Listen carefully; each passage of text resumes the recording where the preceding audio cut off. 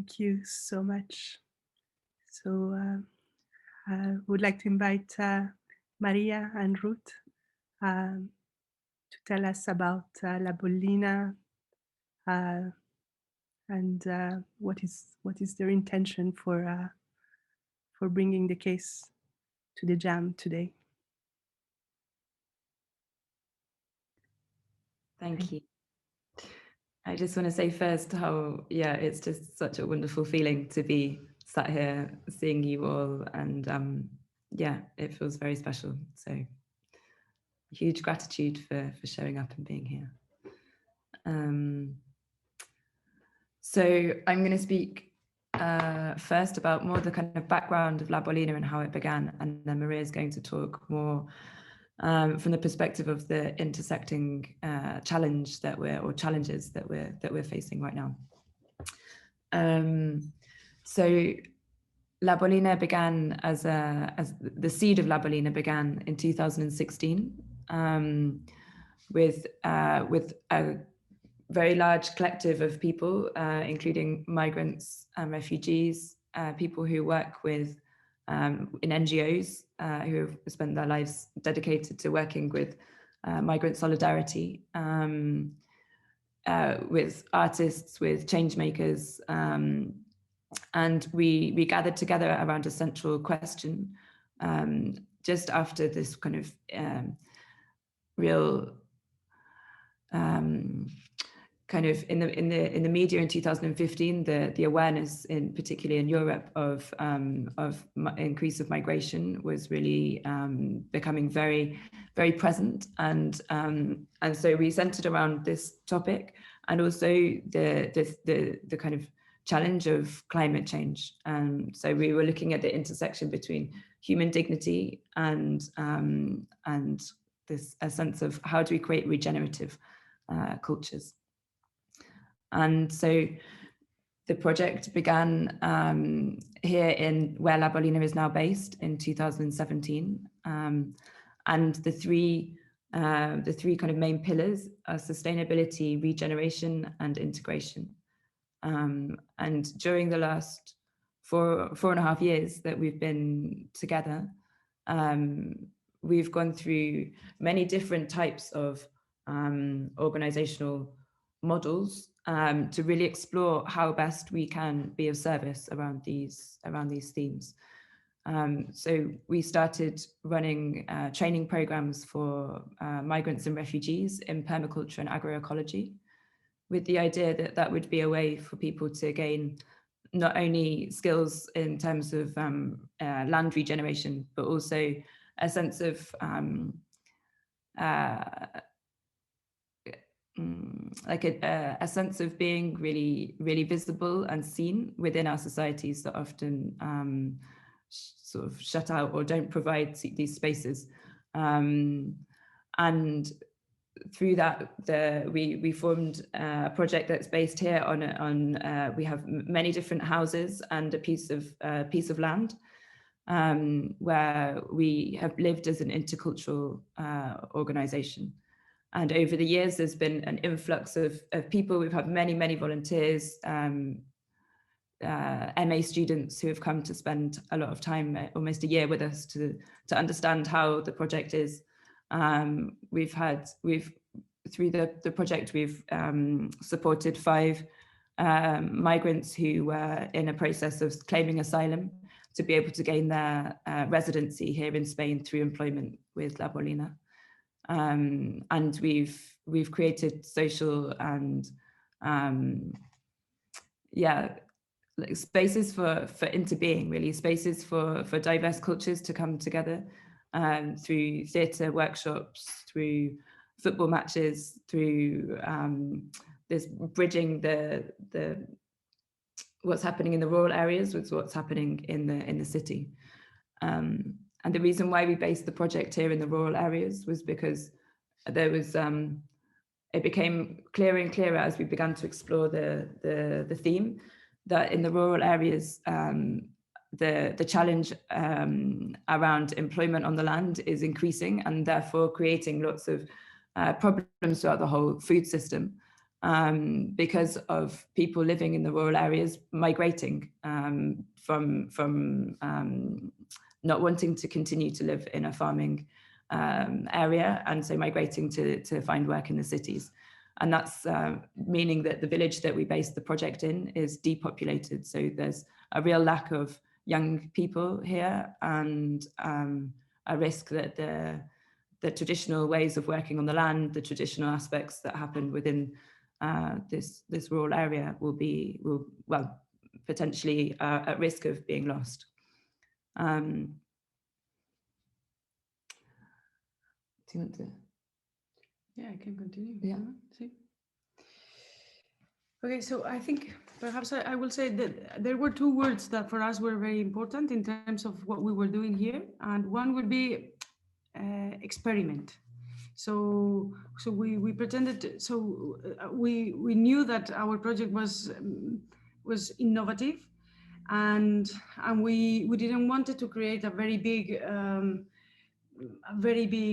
Project with a lot of numbers and a lot of hectares, etc., but more like working in a prototyping mode where we could be very agile, very sensitive to what was happening, and change and adapt to what we were encountering in the field and with the people that we were working with. And this has its pros and cons, and maybe later I'll say something around that. And the other one was community. So I definitely come from the background on international development and social work, and I have left those fields precisely because of the institutionalization of care, solidarity, friendship, and in my opinion, in many places, you find yourself actually being told not to engage in particular kinds of relationships that, for me, are very important in terms of how do we care for each other. So we wanted to work more from a community approach to care or work, social work, rather than an institutionalized one. And this also have brought some paradoxes or tensions that we are dealing with. So as Ruth has said, we have been a small project. We have been working in different times with 4 to 5 migrants, supporting them on their papers, and also working in the land. We have created a business and a social enterprise, let's say, selling vegetable boxes, so that we can hire people. And also we have started kind of like a network of micro enterprises, a learning center, an events area, a social center, so that all those little enterprises can create an ecosystem that gives resilience to some of the costs that the project has, mainly been supporting migrants with their livelihoods. So coming to the paradoxes, I think what we have encountered now is that with the pandemic, some of the atoms of that ecosystem have fallen, like the courses. So we cannot do residential courses here, and throughout 1.5 years, then that has have a very, very strong impact in terms of economic sustainability.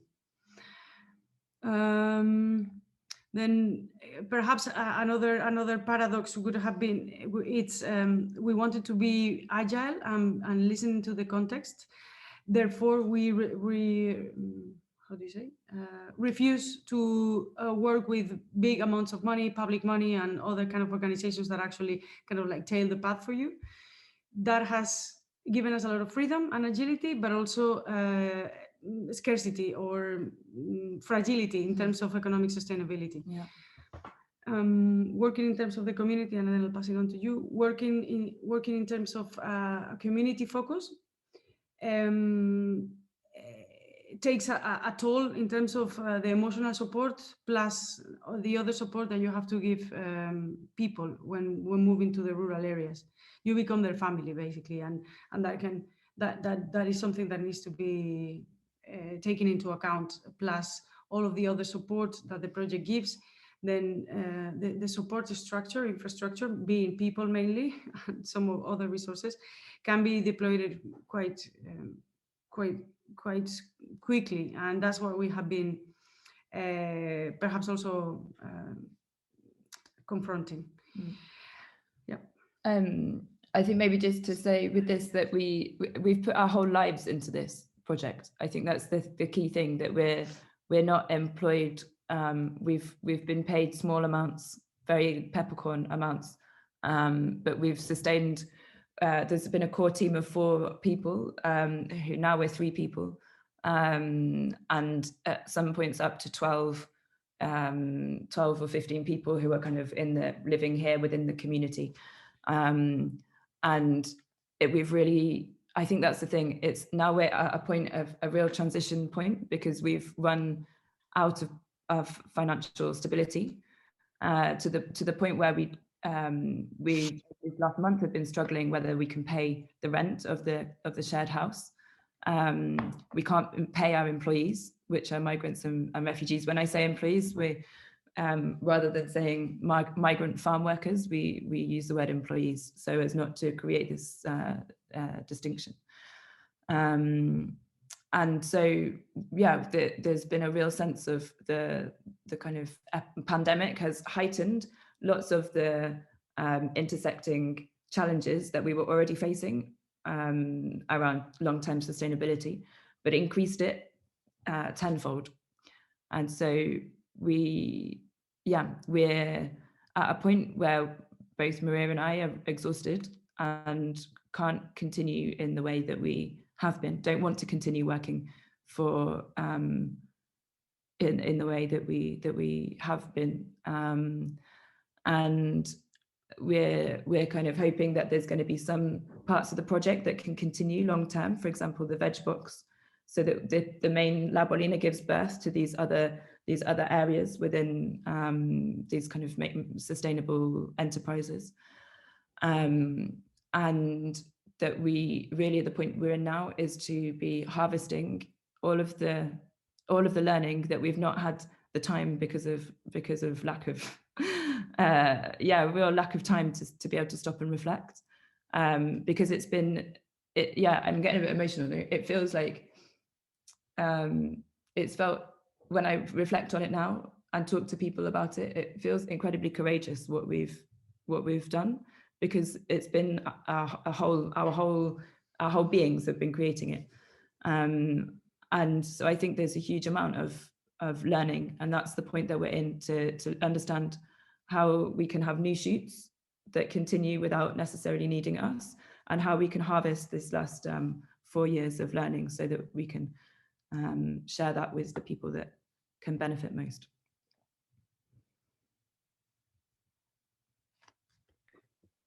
Thank you so much. I don't know if there are questions for Maria and Ruth.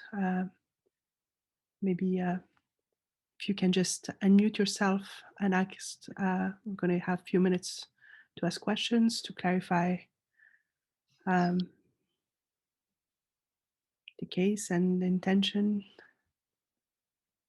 Carol, would you like? Yes. Do you plan to continue living on the land where you are? That's a great question. For this next year, we'll definitely be here, but we're both in a space where we're unsure of how long if we're here, then it feels like we'll continue to take the lead responsibility for the project, and both of us, I mean, we hold, I mean, the La Bolina was born from a residency that we held in the north of Spain. So we are kind of yearning, really, I think, to create these transformative residencies, using the information that we've gained from this project. We didn't imagine that we would be living here for 4.5 years. I mean, it's been a wonderful journey, but we're not clear yet. Sometimes we go for walks in the beautiful mountains and feel like how can we possibly leave this place? And other times it feels like it's the right thing to do to end well. That's another aspect that we didn't speak about. We've been reflecting on organizations dying, like how do organizations decay and die well? And I guess maybe at the moment there's part of the organization dying and another part that's a seed that's starting to shoot. So to hold those dynamics. Oh, thank you. Thanks.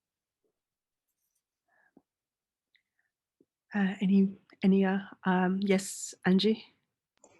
Yeah, thank you for this incredible story. Do you have customers, and who are your customers? Hi, hello.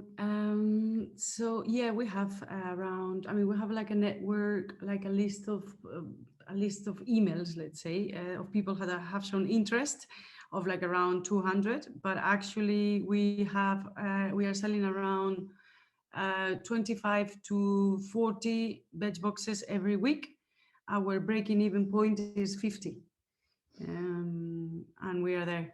And we have also some shops. Eco shops around, and we had a very good relationship with some restaurants, but that's also has fallen with the pandemic. But yeah, so we are close to the breaking even point. And maybe and who the customers are. Two very, very kind of like we could say that there are two main profiles. One is people from Northern Europe that has come here to retire or lives here part-time, very interested in healthy food, or more young activists, students in Granada that are just very conscious about what they eat and how they want to eat. And very, very, I think one of the main things is that we are working with migrants and refugees. I think that's what it makes our project unique in that sense. And really that bridge between the where food comes from and how where people can buy their food has been really something that the project has been trying to increase. I think there's such disconnect between yes, we are in Granada, just south of Granada, in a village called El Valle in Rastabal. So to work on regenerative and sort of education around food systems has been a big part of what the project has been trying to do as well, so that people who live in the city can come and visit the land, and they can spend the day during open days getting to know how to cultivate, and yeah, so that's been another aspect. Arwana, maybe that would be the last question, and then we're going to go to the stakeholders. More than a question, it's just extraordinary work, really extraordinary. And part of whatever your transition is certainly could include some kind of celebration, because it's really remarkable. And also how does it get shown? I mean, how do people know about this in a bigger platform, which is something that I think we can, certainly through Presencing Institute, we can afford, at least that you get, more people to know about it. And maybe then, I mean, the question was, do you have any sense of anyone who might be coming along that would pick up this aspect of the work, which would allow you to move on to something that will be your next step? Is there anyone either within the migrant community or outside who's shown any interest whatsoever in kind of picking up either an aspect of the project or a full sense of kind of taking it on?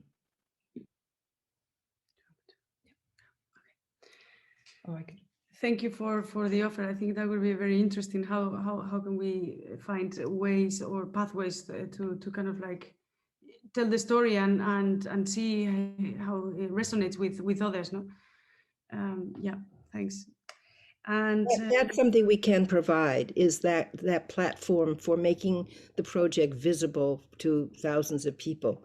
That is something that we, there are a lot of things we can't provide in terms of Presencing Institute, but that is something that written up and with visuals, it can go out to thousands of people who could see it.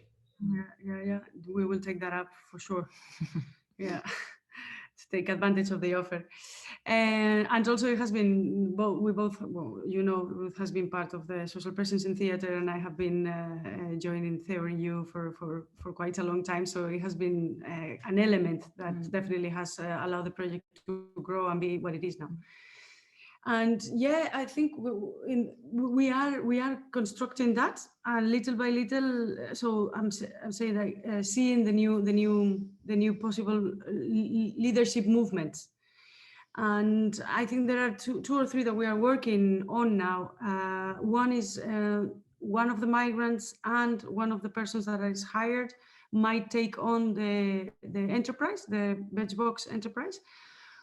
And we will link it with a project that another big NGO wants to do in El Valle about repopulation and migration, which is already a massive impact. The fact that we have been working with this NGO for 2 or 3 years, and they have picked up this idea of repopulation and migration.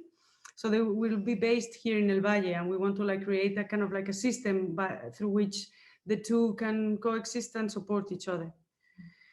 So yeah, so things are happening, and we are doing a participatory action research evaluation, and through that community that we have created and the focus groups that we are doing, the questions that we are doing to experts and other participants, etc., things are happening. So I think we are very much, I don't know if it doesn't look like the decay, to be honest. It's become like a spring for this time, no, for the association. But perhaps it's us not letting go that. I think that's a big learning aspect. how to let go. Yeah, because just to say that in December we got to a point where we really thought the option was continuing giving our lives 100% or La Bolina dying completely.